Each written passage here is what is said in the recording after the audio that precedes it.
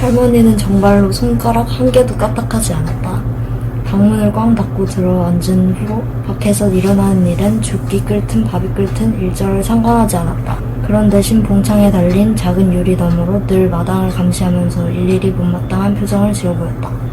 우리는 수대로 하나씩 빗자루나 연장 같은 걸 들고 나와 감시의 눈초리를 동시에 느껴가면서 마당도 쓸고 마루도 닦고 집안 밖의 거미줄도 걷었다. 고모도 나오고 이모까지 합세하여 모두들 바삐 움직인 보람이 있어 장마로 어지럽힌 집안이 말끔히 청소되었다. 이모와 고모는 어머니를 도우러 부엌으로 들어가고 나는 아버지와 함께 대문에서 마당에 이르는 소로와 텃밭 사이에 깊은 도랑을 내어 물기를 빼느라고 식전부터 구슬땀을 흘렸다. 대청소하는 가족들이야? 네. 뭐 그 정도면 됐지? 네. 대청소를 하고 있네요. 하늘은 아직도 흐렸다. 오랜만에 햇빛을 볼 수 있을지 모른다고 기대했던 날씨가 아무래도 신통치 않았다. 그러나 서녁 하늘 한 귀퉁이가 빼꼼히 열려 있었고 구름을 몰아가는 서늘한 바람이 불었다. 다시 비가 내릴 기미 같은 건 어디에도 안 보였다. 그것만으로도 우리에겐 참으로 다행스러운 일이었다. 우리뿐만 아니라 모든 사람이 다 그러했다. 장마 사이에 약간 흐린 날씨가 있었네. 그친 비가. 이른 아침부터 우리 집에 찾아오는 동네 사람들이 내미는 첫마디가 한결같이 날씨에 관한 얘기였다. 그리고 그 다음 차례가 삼촌 얘기였다. 그들은 날씨부터 시작해가지고 아주 자연스럽게 아버지한테 접근했으며 아낙네들은 부엌을 무시로 드나들었다. 우리 집은 완전히 잔치집답게 동네 사람들로 북적거렸고 저마다 연줄을 찾아 말을 걸어보려는 사람들 때문에 식구들은 도저히 정신을 못 차릴 정도였다. 연줄을 찾아라는 건 자기 아는, 예를 들어서 고모를 하는 사람은 고모한테, 이모를 하는 사람은 이모한테 이렇게. 당연히 그들이 가장 궁금해하는 것은 우리 식구들이 어느 정도 미신을 믿고 있는가였다. 왜? 점쟁이가 오늘 온다 그랬으니까. 물론 그들은 미신이란 말은 입 밖에 비치지도 않았다.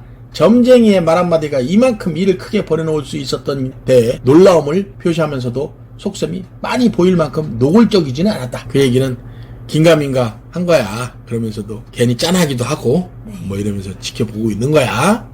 그렇다고 뭐 시골에서 할 일도 없고 그러니까 주룩 몰려왔겠지.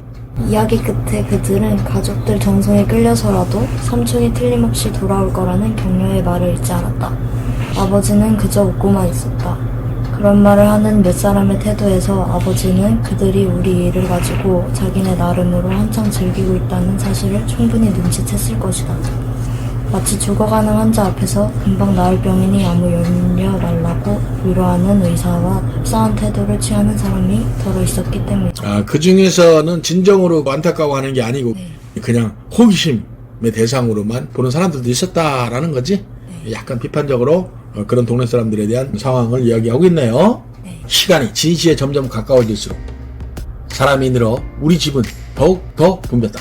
마을 안에서 성안 가진 사람은 하나도 안 빠지고 다 모인성 싶었다. 혼자 진군의 집 마루에 앉아 담배를 피우는 낯선 사내의 모습도 보였다. 이 낯선 사내가 아마 그 나를 꼬드겼던 그 사내일 거야. 예전에 삼촌을 잡으려는 경찰이라는 얘기지. 장터처럼 북적거리는 속에서 우리는 아직 아침밥도 먹지 못했다. 삼촌이 오면 같이 먹는다고 할머니가 상을 못 차리게 했던 것이다. 아주 굶는 건 아니니까 진드기 참는 도리밖에 없지만 그러자니 배가 굉장히 고팠다. 아이는 아이네요. 그 와중에도 배고픈 게 생각나나 보네요. 어른들은 지금 정신이 하나도 없는데 할머니 때문에. 마침내 진시였다. 진시는 7시부터 9시라고 하네. 진시가 시작되는 8시였다. 요거는 뭐 조금 원래 7시부터 시작하는 건데 8시라고 이렇게 했네. 그지? 아침이네. 자시가 11시부터 1시야. 거기서부터 시작이야. 자축, 인묘 이렇게 해서 12개로 돌아가는 거니까 자시가 11시에서 1시, 축시가 1시부터 3시 이런 식으로 홀수로 나가. 그러니까 여기도 진시가 시작되는 8시였다는 사실은 7시였다가 맞는 거지. 그래서 요 밑에다 이렇게 써놨네. 모두들 흥분했어요. 초조하게 기다리는 가운데 자꾸만 시간이 흘렀다. 괜히 그거 하나 넣어놨네. 학수고대라는 한자 쓴 것도 하나 해놨네. 그치? 부담 없이 낼 수도 있지. 학수고대. 학처럼 목이 길어지는 거지. 오히려 뭐 어렵게 내려면 학수고대하고 비슷한 거, 목이 빠지도록 기다리는 거, 오매불망. 알고 있지 둘 다? 9시가 지나고 어느덧 10시가 다 되었다.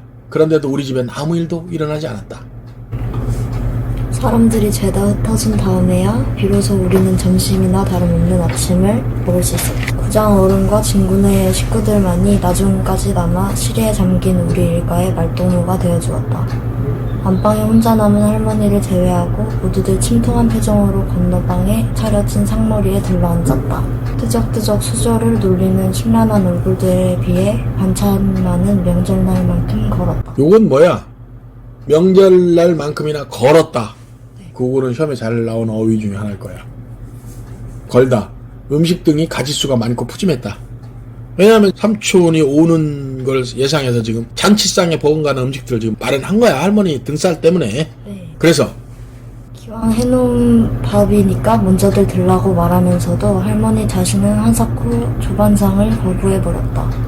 진시가 벌써 지났는데도 할머니는 여전히 태평이었다. 적어도 겉으로는 그렇게 보였다.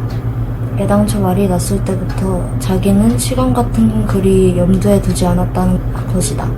중요한 것은 아무 날이지 그까짓 아무 시 따위는 별것 아니라는 것이었다. 하늘이 주관하는 일에도 간혹 실수가 있는 법인데 하물며 사람이 하는 일이야 따져 무얼 하겠냐는 것이었다. 하늘이 주관하는 일에도 간혹 실수가 있는 법인데 하물며 사람이 하는 일 무당이 정확하게 맞추겠어? 라고 해서 한자성어 또 나왔네. 아전인수. 자기 나름대로 해석하기. 이런 거는 정말 문제 내서는 안 되는데 내신에서는 꼭 낸단 말이야. 그치? 이게 중요한 게 아닌데 말이야. 여기서 중요한 건 서사잖아. 서사고 심리의 흐름 이런 건데 툭 이렇게 내버리면 그러니까 늘 얘기하던 그 20개에 해당하는 것들은 꼬박꼬박 외워둘 거는 외워둬야 되는 거야. 아무리 점쟁이가 용하다고는 해도 시간만큼은 이쪽에서 너그럽게 받아들여야 된다는 주장이었다. 할머니한테는 아직도 그날 하루가 창창히 남아있었던 것이었다.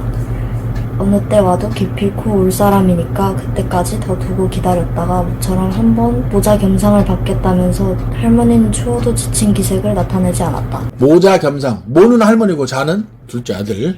그 삼촌.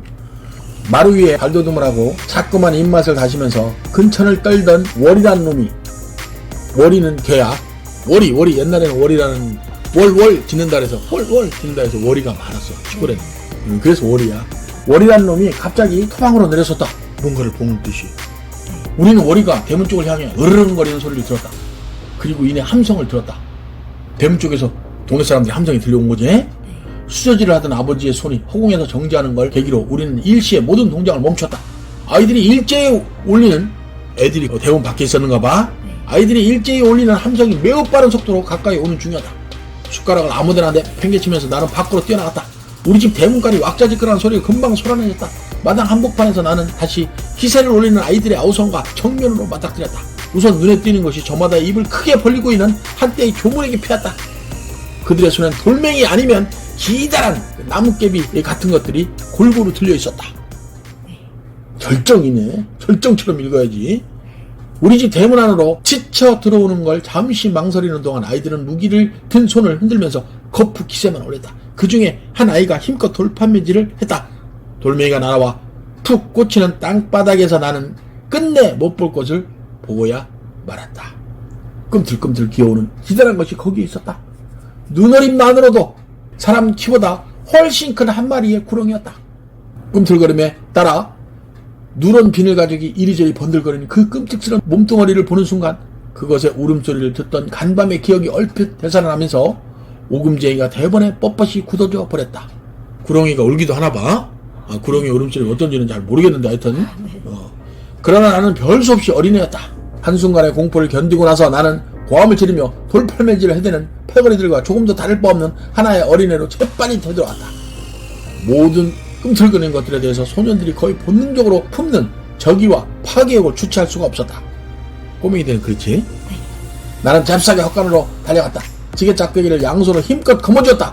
내 쪽으로 가까이 오기만 하면 단번에 요절을 낼 요량으로 작대기를 쥔 양쪽 팔을 높이 들었다. 그러자 억센 힘으로 내 팔을 움켜잡는 누군가의 손이 있었다. 여기가 시험 포인트네요. 구렁이의 상징적 의무 역할. 삼촌이 올 시간에 나타남. 죽은 삼촌의 환생. 이데올로기 갈등에 희생당한 우리 민족의 모습을 구렁이로 형상화함. 한 많은 사람이 죽으면 구렁이가 된다는 무속신앙, 샤머니즘을 바탕으로 하고 있습니다. 사건 전개의 전환점으로 두 할머니의 갈등이 해소되는 실마리를 제공함.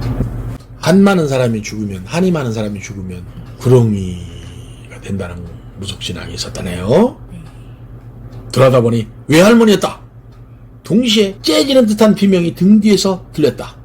아! 할머니의 소리였죠. 외마디 비명을 지르면서 마치 헌 옷가지가 구겨져 흘러내리듯 그렇게 마루 위로 고꾸라지는 할머니의 모습을 나는 목격했다. 외할머니가 내 손에서 작대기를 빼앗아버렸다. 말은 없어도 외할머니의 부릅뜬 두 눈이 나한테 엄한 꾸지람을 던지고 있었다. 그러니까 할머니나 외할머니 둘 다 이 구렁이가 삼촌이 환생한 걸로 보고 있네요. 그렇군요. 난데없는 구렁이의 출현으로 말미암아 우리 집은 삽시에 엉망진창이 되어버렸다. 무엇보다 큰 걱정이 할머니의 졸도였다. 식구들이 모두 안방에만 매달려 수족을 주무르고 얼굴에 찬물을 뿜어대는 등 야단 법석을 떨어가며 할머니가 어서 깨어나길 빌었다. 졸도 알지? 기절하는 거? 그 바람에 일단 물러갔던 동네 사람들이 재차 모여들기 시작했고 제멋대로 떼뭉쳐 서서 떠들어대는 소리 때문에 혼란은 더욱 가중되었다. 모두가 제정신이 아닌 그 북새 속에서도 끝까지 냉정을 잃지 않는 사람은 에오라지 외할머니 혼자뿐이었다. 북새, 많은 사람이 야단스럽게 부산을 떨며 법석이는 일. 에오라지, 오로지를 강조하여 이르는 말. 미리 정해놓은 순서라도 밟듯 외할머니는 놀라우리만큼 침착한 태도로 하나씩 혼란을 수습해 나갔다. 맨 먼저 사람들을 몰아내는 일부터 서둘러 했다. 외할머니는 구장어른과 진군의 아버지 등의 도움을 받아 집안에 들어온 사람들을 모조리 밖으로 내쫓은 다음 대문을 단단히 걸어 잠갔다. 대문 밖에 내쫓긴 아이들과 어른들이 감나무가 있는 울바자 쪽으로 우르르 몰려갔다. 고비에 다다른 혼란의 사이를 틈탄 구렁이는 아욱과 상추가 자라고 있는 텃밭 일항을 지나 어느새 감나무에 올라앉아 있었다.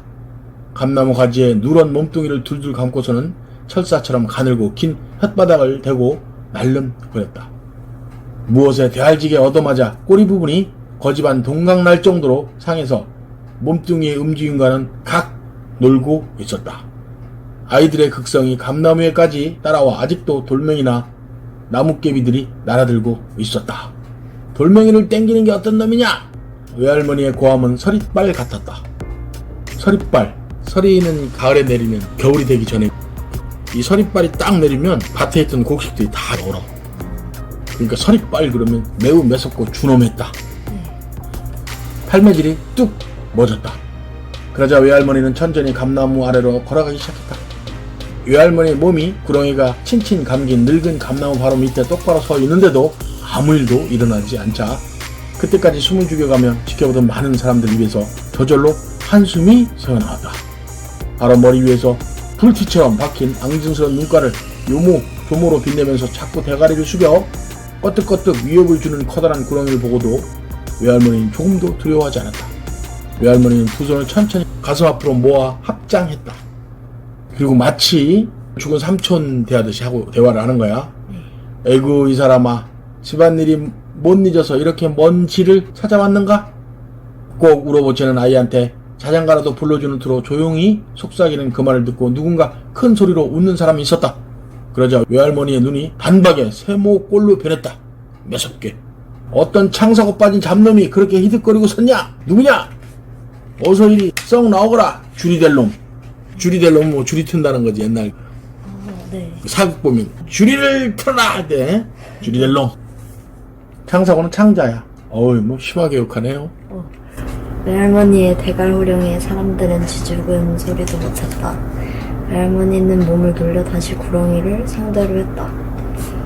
자네 보다시피 노친께서는 기력이 여전하시고 다른 식구들도 보다덜 잘 지내고 있네. 그러니까 집안일이랑 아무 염려 말고 어서 자네 가야 할 뒤로 가소.